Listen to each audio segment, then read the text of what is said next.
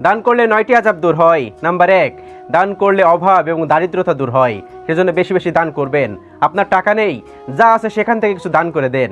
আপনার খুব অভাব, আপনার যা টাকা পয়সা আছে আপনার পকেটে সেখান থেকে কিছু দান করে দেন, দেখবেন আপনার অভাব দূর হয়ে যাবে। নাম্বার 2, দান দুনিয়ার বিপদ আপদ থেকে রক্ষা করে। যখন আপনার বিপদ আপদ হয় তখন মনে রাখবেন আপনার দান করা উচিত। যখন আপনি দান করবেন তখন দুনিয়ায় অনেক বড় বিপদ আপদ আপনার পাশ কাটিয়ে চলে যায়। সেজন্য বেশি বেশি দান সদকা করবেন। নাম্বার 3, দান করা নাফরমানি থেকে আসা বিভিন্ন আযাব থেকে আমাদেরকে বাঁচায়।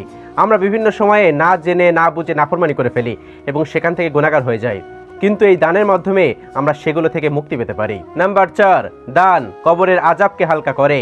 বেশি বেশি দান করবেন। সবসময় মনে রাখবেন আপনি কিন্তু এই দুনিয়া থাকবেন না। আপনি এই দুনিয়ায় কত বছর থাকবেন? 50 বছর, 100 বছর, 200 বছর সর্বোচ্চ। তারপরে কি চলে যেতে হবে, go back to your Lord. আপনার মূল ঠিকানায় আপনি ফিরে যাবেন। সেজন্য বেশি বেশি দান সদকা করবেন, এটাই আপনার জীবনে কাজে আসবে। নাম্বার 5, দান মৃত্যুর সময়ের কষ্ট দূর করতে সাহায্য করে। নাম্বার 6, দান রোগ ব্যাধি থেকে মুক্তি দেয়। সেজন্য বেশি বেশি দান করবেন। বেশি বেশি যখন দান করবেন তখন এই দানের কারণেই আপনার রোগ বা বিভিন্ন রকমের সমস্যা আপনার পাশ কাটিয়ে চলে যাবে। নাম্বার 7, বেশি বেশি দান করবেন, কারণ কিয়ামতের দিন এই দান আপনার উপর ছায়া হয়ে যাবে। সেজন্য বেশি বেশি দান করবেন। আপনার পকেটে যা থাকে সেখান থেকে দান করবেন। আর সব সময় মনে রাখবেন দান করার সময় ডান হাত দিয়ে দান করলে যেন বাম হাত না জানতে পারে, এমনভাবে দান করার চেষ্টা করবেন। নাম্বার 8, দান মানুষের দুঃখ কষ্ট দূর করে। আপনি দান করবেন, আপনার দুঃখ কষ্ট থাকলে সেটা দেখবেন কমে যাবে। রাস্তাতে যাচ্ছেন, দেখবেন একটা গরিব মানুষ খাইতে পারছে না, তাকে কিছু খাওয়াবেন। রাস্তাতে যাচ্ছেন, দেখবেন একজন গরিব মানুষ কান্না করতেছে, তাকে কিছু সাহায্য করবেন। দেখবেন আপনার মনের ভিতর থেকে শান্তি কাজ করবে, মনের ভিতরে একটা প্রশান্তি জেগে উঠবে।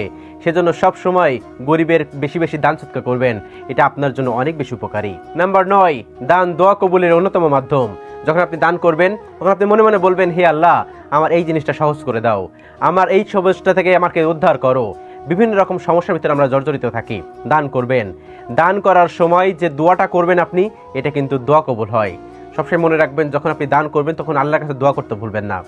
মহান রব্বুল আলামিন অবশ্যই আমাদেরকে কবুল করবেন। আমিন।